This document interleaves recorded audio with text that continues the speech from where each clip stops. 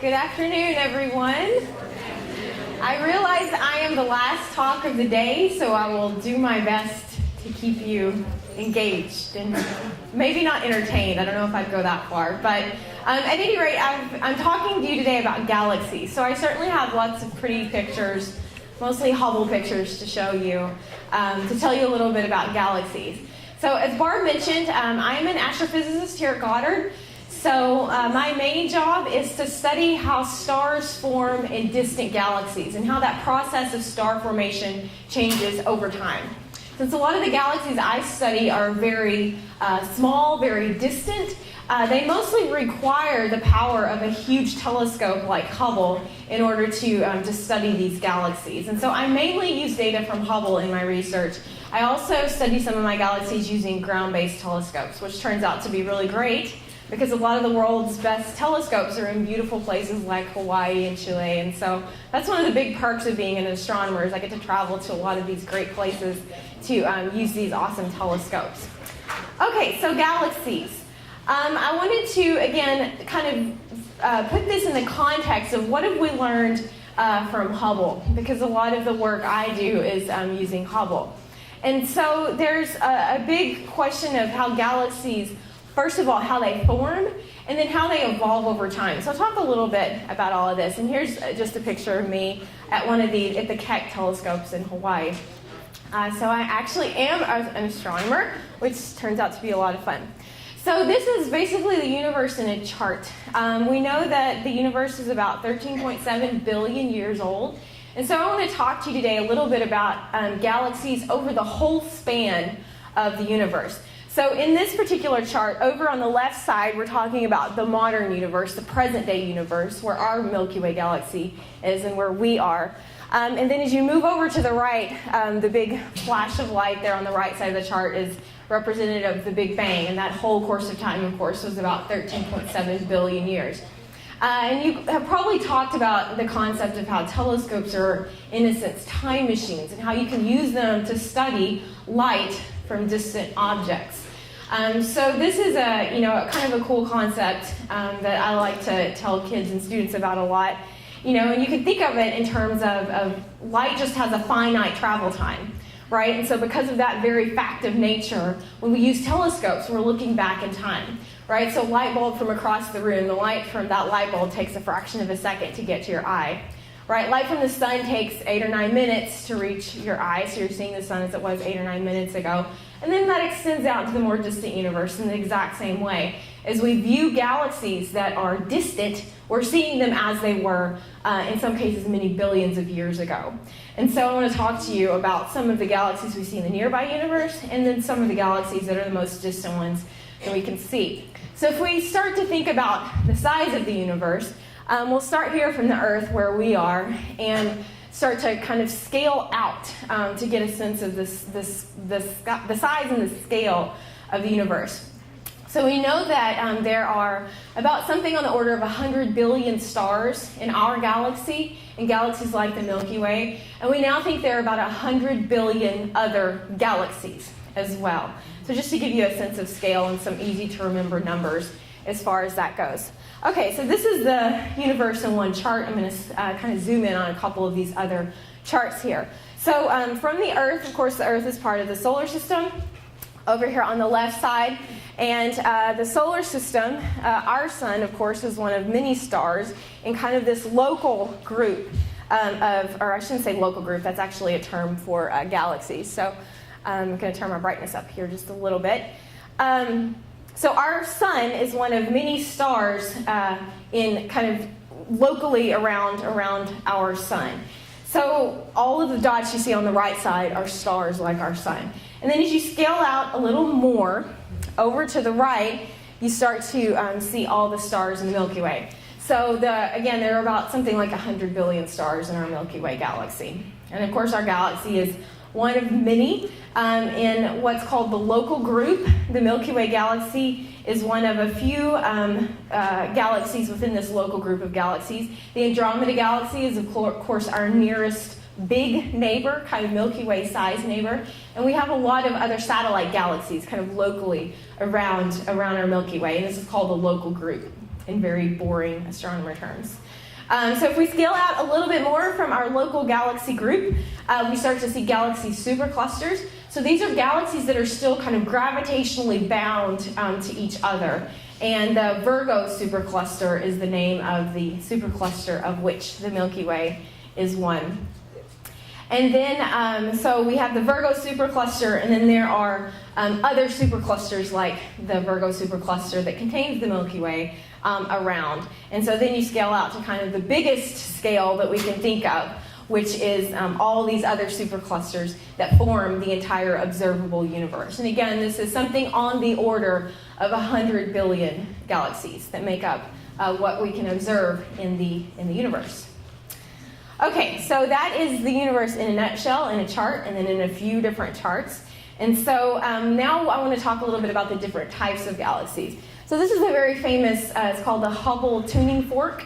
So Edwin Hubble kind of classified galaxies, nearby galaxies. Of course, when he was observing galaxies in the early 1900s, he could really only see fairly nearby galaxies with the technology that he had at the time.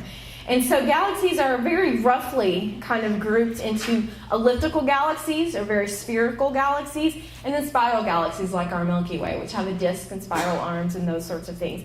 And then there's this other little grouping down here in the left lower corner called peculiar galaxies, which kind of don't fit into either of those categories. And there are a lot of those in the local universe, and as I'll talk a little bit about, even more of those in the distant universe. So for now, I'll talk just a little bit about the two kind of main groups of galaxies in the local universe, spiral galaxies and ellipticals. Spiral galaxies, of course, are pretty much what you think of when you think of a galaxy. You think of large spiral arms. We know that spiral galaxies are composed mainly of stars, gas, and dust. At least that's what we can see. We now know that the actual mass of spiral galaxies and mass in the universe in general is mostly dark matter, which is this mysterious stuff that we still don't know what it is. That's one of the big mysteries left in astronomy today, is finding out what this dark matter is. But we know that spiral galaxies have some commonalities besides just the fact that they're made of stars.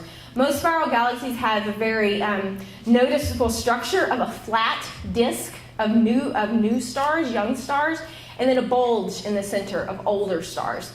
So we know that spiral galaxies rotate.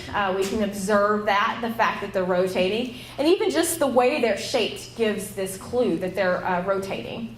So again, the young stars are the blue stars. Those are the ones in the spiral arms. The old stars are generally in the bulge and also kind of in globular clusters that surround the whole galaxy.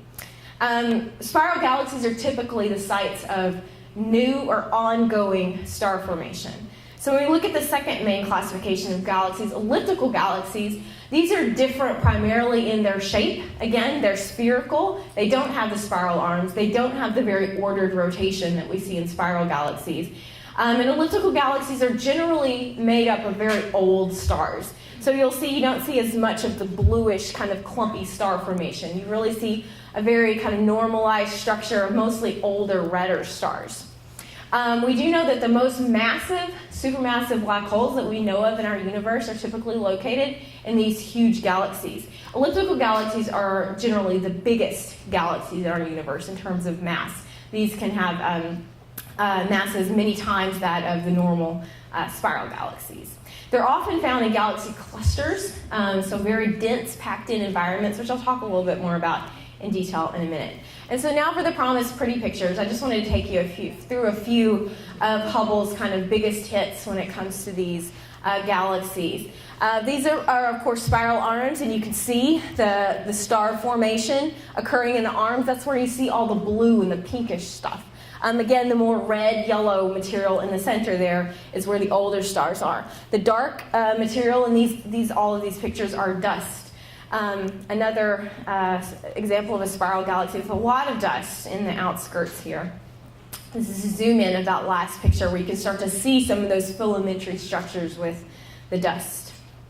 This is called the Sombrero Galaxy. Again, you have a big band of dust going on there around that galaxy. This is an elliptical galaxy. This, again, is one of the type of the most massive galaxies in the universe. You see the little jet coming out from the middle there over to the right side. That's a jet from an active black hole at its center. So this This guy has a black hole at its center that's huge, something like maybe 1 trillion times the mass of the sun. So a supermassive black hole that is actively feeding on material around it. And so when black holes are actively feeding like that, they get these very powerful jets that are streaming material out through the galaxy, and that can even escape from the galaxy and get out into the surrounding intergalactic material. This is an example of a starburst galaxy. So some galaxies, for one reason or another, are undergoing active starbursts, and they tend to have lots of very dynamic structure. You see, they're very bright. You can measure the amount of stars that are forming in a galaxy at any one time, and these tend to be way higher than any kind of normal spiral galaxies. Okay, back to our chart. Here, just pausing here to say that most of the last galaxies we've looked at have been kind of in this modern universe, so more on the left side of the chart. As we start to look more distant and wider fields of view, we see that galaxies group together in groups and clusters. So this is an example of a dense galaxy cluster, and we have a really cool thing going on physics-wise when we start looking at these massive clusters. And if you see that arc up at the top, this is an effect called gravitational lensing. So the combined mass of all of these galaxies really pushed in together here in this cluster acts as a lens for material behind the galaxy. And so all of those little arcs that you're seeing are the result of the mass of this galaxy distorting galaxies behind it. So if you have the Earth here, the big massive galaxy cluster here, and a very distant background galaxy, the light from this background galaxy on the way to the Earth got bent and stretched out and magnified by this intervening cluster that was acting like a lens. So this is just kind of a cool trick of nature that allows us to study some of these very distant galaxies that we wouldn't otherwise be able to see. Here's another very famous example of one of these clusters. See that big pink-looking galaxy on the right-hand side? It's a very dramatic example of this effect of gravitational lensing. And so here you can even see the spiral structure that this galaxy had and how it's been stretched out by the intervening mass of this galaxy cluster. We know that galaxy clusters themselves interact. So occasionally you will have two big galaxy clusters that gravitationally crash into each other. This is an example of that. This is called the bullet cluster. And here we have all the kind of yellow galaxies you're seeing. Most of the light here from those galaxies was taken with the Hubble Space Telescope. The pink, the blue, that is X-ray data from the Chandra X-ray telescope. And basically what this picture tells us is that there is dark matter inside these galaxy clusters, and the X-rays tell us something about what's going on there. So this is a very dramatic event of two galaxy clusters colliding. So again, pausing here at our little chart again. Now we're going to look back to one of the deepest images that Hubble's ever taken. And when I was just walking in, you guys, I think, have a handout of this. This is the Hubble Ultra Deep Field. And so Sarah's already told you a little bit about this image. This image is very close to my heart because I did my dissertation research on this data. And so I've looked at this for countless hours and studied this in detail and studied a lot of these galaxies in detail. And again, it's a tiny, tiny patch of sky. It's like looking at the universe through a straw. And we can identify over 10,000 individual galaxies in this image. And one of the remarkable things we discover when we look at very deep images like this in the universe is that these distant galaxies, they don't fit into this scheme, this Hubble scheme of either ellipticals or spirals. Almost all of the galaxies we see in the very distant universe look completely different. They're much smaller, for one thing, most of them, and they're kind of clumpy. They look like train wrecks. They don't have any real structure. And so this question of how we go from these tiny, faint galaxies in the early universe to these enormous structures in the present-day universe is still a really big open question in astronomy, and we don't know a lot about how that process happens. Now, we do have some clues.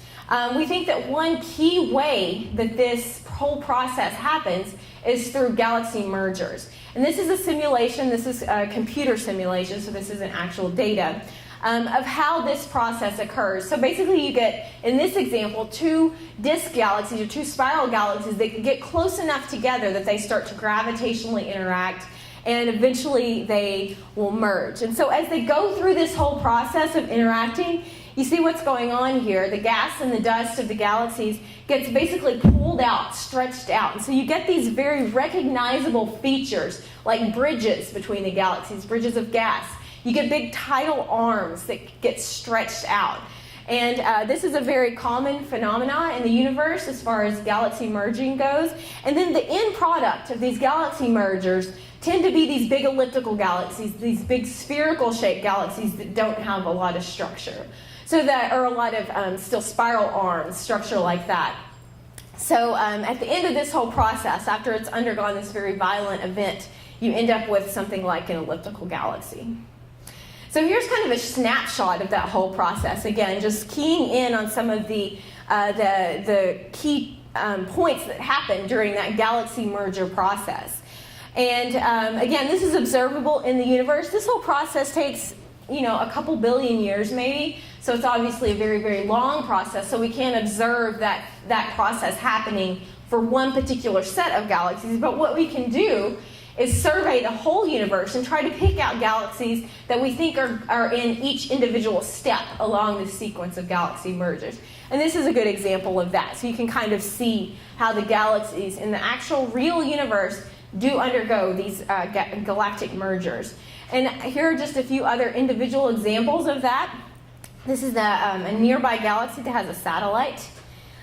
We know from looking at these pictures that this is obviously a galactic collision, right? This is something after the galaxies have already come together and started to merge into their final merger. The mice galaxies, the antenna, this is called the tadpole galaxy.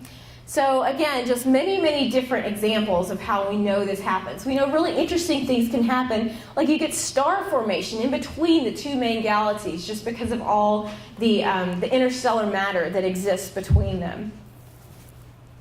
So many different examples of how this occurs. And different signatures in the galaxies themselves that show us that this has happened over time.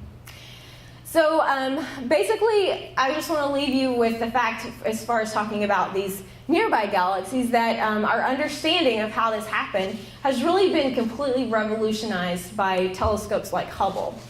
And we, of course, Hubble's been in orbit now for over 20 years. It's still doing really great work. We last updated it, last serviced it in 2009. And we're still getting back really great images from Hubble. So we'll keep using it as long as it lasts. But of course, we have to start thinking about what's next, what comes after Hubble. And so that's what I want to leave you with today, is a little snapshot of what's coming up next. And I think you guys have already heard about this, but I'll go ahead and show you this last video.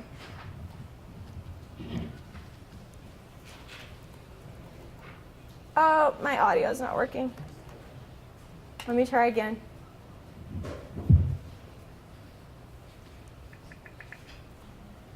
Okay, we're going to try this again. There we go. Can you hear it?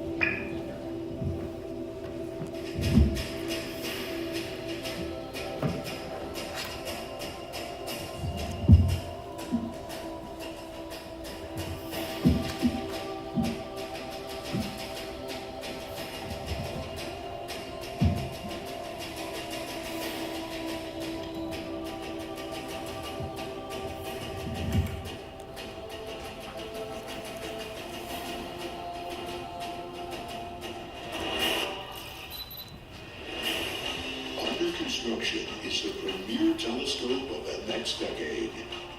A next-generation space telescope designed to cause yet another giant leap forward in our understanding of the cosmos. It will carry some of the most advanced technologies ever placed on an orbiting observatory.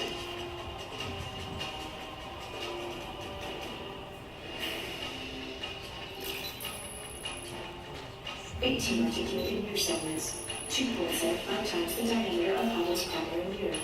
Micro shutters, wavefront sensing and control subsystem, 12 by 18 meter, 5-layer Kaplan-based sun shield. The Webb Telescope, a revolutionary tool able to study every phase in the history of our universe. The Webb Telescope. All right, I'll leave it at that, and I'm happy to answer any questions you guys might have about Galaxies or Hubble or JWST.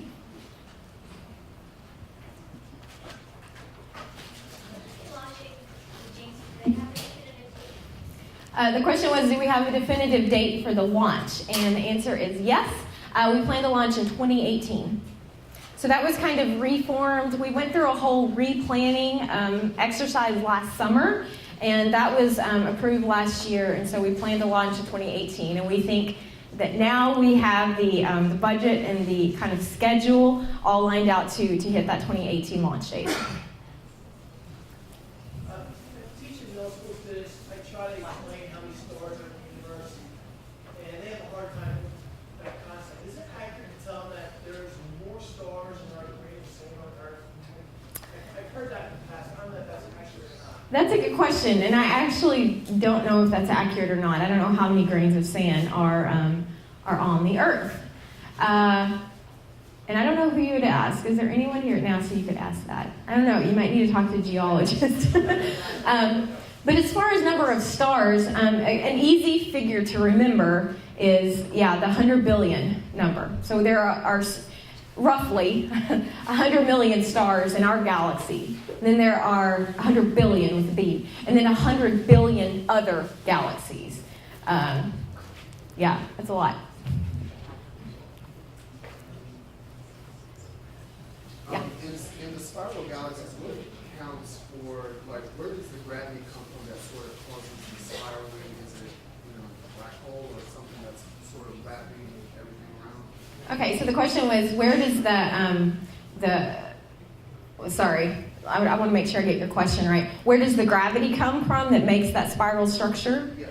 So the reason those galaxies have a spiral structure has to do with how they were formed, basically, when they were forming. So galaxies form out of kind of gas and dust and everything that's around. So think about an early galaxy early on in the universe. And so when galaxies form, if they have any little bit of angular momentum going on, then they retain that angular momentum. So if there's any kind of spinning action, rotation going on, then they'll hold on to that. So the fact that galaxies have this spiral structure really is a remnant from how they got started. Okay, and that's the exact same process that happens, for example, in planetary systems, so the solar system, right? So the solar system formed out of a big cloud of dust, basically, and gas. The gas made up most of what the sun is, and the dust that was left over made up a lot of the planets. And the same thing happened there. You had some rotation initially, and that angular momentum that was in the stuff got caught up in the dynamics of the whole system. Any other questions? Great. Thank you, guys.